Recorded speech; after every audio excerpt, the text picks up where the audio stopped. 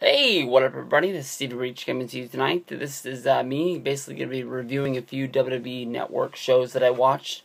Woke up early this morning and watched the Usos, 10 hours to Houston. I thought that was a really good documentary. I made that review early this morning. You can check that out. This one is going to be on the Monday Night Wars. This was episode number 14 entitled The War Goes Mainstream. I thought this really focused on basically WCW and WWE using celebrities inside wrestling. I thought it really shaped up by sort of treating the wrestlers as if they were celebrities. Sort of saying that the reason why WCW was even in the race was they went out and they signed Hulk Hogan and Macho Man Randy Savage, bringing them into the company, sort of treating them like they were larger than life in the wrestling company. And that, that was the only reason why they were really relevant. They weren't really saying that, well, fuck it. They were the biggest things going in wrestling, and that basically Vince McMahon had let go. They were older. They didn't fit in with the new generation that was running at the time. But basically, Vince thought these were old dinosaurs that was washed up on the shore. Turner, Bischoff, they were able to sign these guys up, bring them in, and pump life out of these guys. I mean, Hulk Hogan was in WCW wrestling until 2000. That's 5 years of usage. Macho Man was around that long too before he left around the type of the Millionaires Club. A lot of these guys really had a lot of life left in them, and Vince just sort of let them go, thinking that the Bret Harts and the Shawn Michaels, those guys were what to move into. And from there, WWF, whether if you blame it on not having big stars, or blame it on Vince spending a lot of money on the steroid trial, and he was being indicted by the U.S. government, that's when they really started to fall off and left this big gap for WCW to fill in and bring fans in, basically seeing the stars that had made the past WrestleManias and the stars that they had watched growing up, have a channel to flip to and watch these guys still on TV, since Vince wasn't giving them a place to be. Basically, with this show, it showed basically WCW. It really hit on WCW. They used more celebrities basically than WWF did at the time, but it shows them how to do celebrities right, how to do celebrities bad, and then they showed how WWF brought in Mike Tyson and really blew everybody out of the water, and basically Tyson was the one thing that meant WWE winning the war against WCW, and really being able to put everybody to rest. They start off with WCW doing one of the biggest things that's ever been done in wrestling, to really bring in sports, from mainstream sports, to start watching WCW Nitro, was during the NBA Finals. 2 NBA Finals in a row had come down to the Utah Jazz against the Chicago Bulls. And Karl Malone and John Stockton weren't able to get the job done against the Dream Team that was put together of Michael Jordan, Scottie Pippen, and Dennis Rodman, Bill Cartwright, Will Perdue, B.J. Armstrong, John Paxson. Well, to be fair, I think Paxson was on the earlier team. Steve Kerr was the guy who put the nail in the coffin on that last championship. But you can see the guys that were all involved in there. But basically, you can even go in and watch the Eric Bischoff shoot through RF Video. I just got finished watching that one. That was a really good, a good one to watch. And basically, he talked about basically knowing that this match was going to happen. Basically, already having Karl Malone and Dennis Rodman on the books, and being able to talk to them on a way where he told them to do something without telling them to do it. Basically, using the coverage that was on NBC and, basically all eyes in the world watching the NBA Finals, trying to see if Jordan was going to be able to win that last championship and bring another title to Chicago, while Carl and John were sort of fighting for the common every man, just trying to find a way to beat these Dream Team guys that were out there. And nobody really looked at the Bulls as if they were like sort of the LeBron James, Dwayne Wade, and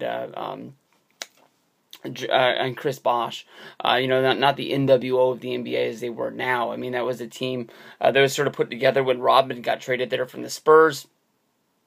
It was sort of nobody wanted Rodman, and the Chicago Bulls were sort of picked that up and said, we'll take 18 rebounds a day all day. Pippen got there through a trade when he was a rookie, so I mean, like, it wasn't like that team was put together as some evil ploy to do it. It just, through the GM making moves, he was able to put that team together, and everybody loved Jordan, from the Gatorade commercials, the McDonald's commercials. I don't think Space Jam had come out yet, but I watched that today. But basically, Dennis Rodman and Karl Malone got into a little bit of fisticuffs on an out-of-bounds play that drew a whole lot of attention from Bob Costas and from Marv Albert. They were calling the games, and then basically from watching Monday Nitro for the next 2 weeks, you got to see this actually play off as you can watch on pay-per-view. Dennis Rodman and Karl Malone fight for real, and nobody knew, this was pro wrestling, but basically, once these professional athletes get in there, we've already seen them get in a fight on the basketball court. What's going to happen when they get inside of a wrestling ring? Who knows? It's sort of like that, you disband your belief when you're watching wrestling, and sometimes when you're watching things and you think things are really good, it is when you don't know. I mean, these guys really hate each other. What's going to happen when these guys get in the ring? Whether if it's, CM Punk and John Cena and The Rock, Macho Man and Hulk Hogan. Hulk Hogan and the Warrior doesn't really work because I don't think they really got in the ring after they hated each other. But like when, Matt Hardy and Edge, that's a great example right there. When you get two guys in the ring, anything's going to happen. Are they going to, work for business, or are they going to go into business for themselves? But basically that was something that everybody wanted to watch. From there, they went to, I think this was just a pay-per-view right down the road. It might have been the next month or the next month, because I remember there was a time in WCW where I think they used celebrities in the main event 3 times in a row, trying to get eyes onto the product and try to get people into watching WCW again. Basically was Jay Leno coming in for the Road Wild thing, which basically is a horrible thing. I don't think anybody that watched late night NBC tuned into this WCW thing. They can try to cover it up, basically saying that he had all this mainstream appeal. But if you go in and you really start reading The Death of WCW by Brian Alvarez and Artie Reynolds, or if you just look up the facts on the internet, Eric Bischoff blew a lot of money just to make this angle happen. I don't know why you wouldn't go to your help at Turner and say, Turner, I need your help building a set. Bischoff called NBC and rented the actual set and shipped it out to where they were doing Nitro every week for a cost of tens of thousands of dollars each week, when they just could have gone to IKEA and bought a desk and some couches for nothing and put them up, and nothing would have ever been different. I don't know why they had to make people think that this was the actual real NBC set. They went out there, they actually filmed a thing that was on there with DDP, Eric Bischoff, and Hulk Hogan, and the match was horrible. It was bad all around, and it was no good. WCW didn't learn from this mistake, and they went ahead and when they were trying to boom this big movie that Eric Bischoff had signed with David Arquette hosting Ready to Rumble, which I think I was looking at the other day. I might have put it back on the DVD shelf. I had it underneath my desk here for a couple days because I was looking to see what wrestlers were actually in the movie. But they put the title on David Arquette. There was a Vince Russo idea. I was on the cover of the USA Today. That sounded like more like Andre the Giant. I wasn't, ready to do a Vince Russo impression. But basically, this was horrible. And as they played this, basically you heard the 1, 2, 3. You could hear the lid on the coffin of WCW just slamming, and just Vince McMahon kicking the dirt on top. This was a horrible idea. For anybody that says that they got a whole bunch of mainstream appeal, how many of those people tuned in to see David Arquette as the champion and stayed on WCW's product longer than 5 minutes? I mean, you can talk all you want to about Kurt Russell and Courtney Cox and I can't remember who else he got, celebrities to do promos for. It wasn't like those people were showing up, sitting there front row. It wasn't like those people were watching the show. I don't think it brought anybody. You can tell by the ratings that that it was on a decline. They were not on an incline at all. For the long storyline, or David Arquette being champion. Plus, he's in a tag team match, and he pins somebody on the other team who isn't the champion, he becomes the title. And his tag team partner is the guy who came into the ring as champion. Made no sense at all. And then they flipped over and they talked about, Mike Tyson being signed in to WWF at the time. They brought him in at the Royal Rumble. They don't really talk about the fact that there's a lot of behind-the-scenes dirt about Mike Tyson going to WWF back in the day. Basically, Vince McMahon basically got to the point where he thought he had a deal with Mike Tyson. He put him on TV, which I believe is at the Royal Rumble. I don't know if it was because he thought the deal was done, or maybe he wanted a hot shot, the fact that Mike Tyson was actually at the event. I think they put him on TV. That event was somewhere in California. I don't think it was Stockton. It might have been like Bakersfield or somewhere like that. And somewhere in between the Royal Rumble and Monday Night Raw the next night, Mike Tyson took the contract and the offer that was from Vince McMahon and went to Eric Bischoff and said, will you match this or will you give me more?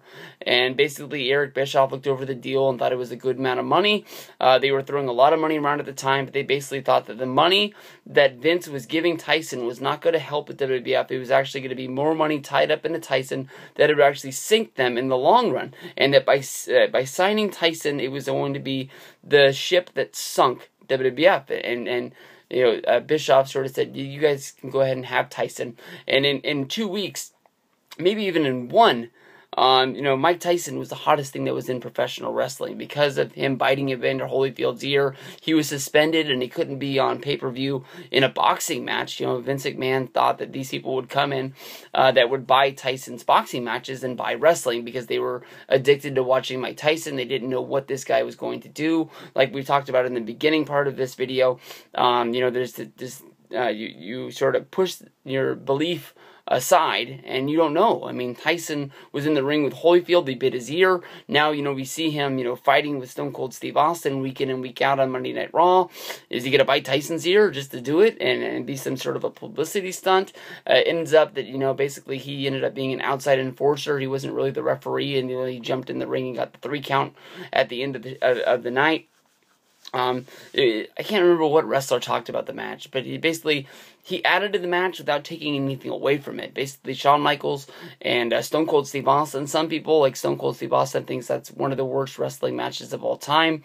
And there's a guy like me who thinks it's one of the most exciting things. I remember, basically calling all of the family members that I knew, basically trying to see whose house I can go to watch WrestleMania 14. Ends up that basically one of my girlfriend's uncles said it was no problem if we went to his house to watch the show. Basically what his deal was that he didn't want to watch any of the wrestling. He thought wrestling was phony, but he wanted me to let him know as soon as Mike Tyson came on television, because that's the part that he wanted to see, and that was the only thing that he cared about. The other 2.5 hours of the show was phony, but when Tyson walked out there, it was going to be real. So that just sort of adds the point that McMahon made, was basically saying that basically the people that liked watching Tyson were going to go out of their way to make sure that they would see Tyson. If he was on pay-per-view, they were going to pay for whatever it was, whether if it was him being an outside referee or if he was actually going to be in the boxing match.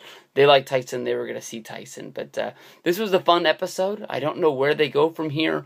I heard rumors of a Sting and Undertaker edition, and for some reason I haven't seen that one come on. I thought I was 2 episodes behind on the Monday Night Wars, but when I looked at the WWE Network schedule, it hadn't aired yet, so I think I'm all caught up on WWE Network stuff. And once this video ends, I'm going to go in and do the WWE rivalries. I believe this is episode 4, maybe episode 5. Matters how you count that McMahon and Austin 2-parter. I sort of count that as 1 episode. Dusty Rhodes and Ric Flair is 2, and I guess this would be number 3 in my book, but that's a very fun show as well, so make sure you check out both of those. Most of all, I think that the Usos documentary at only 27 minutes is a steal of a show. Make sure you watch that. It won't take much time out of your day. Peace out, everybody. I'll see you in the next video.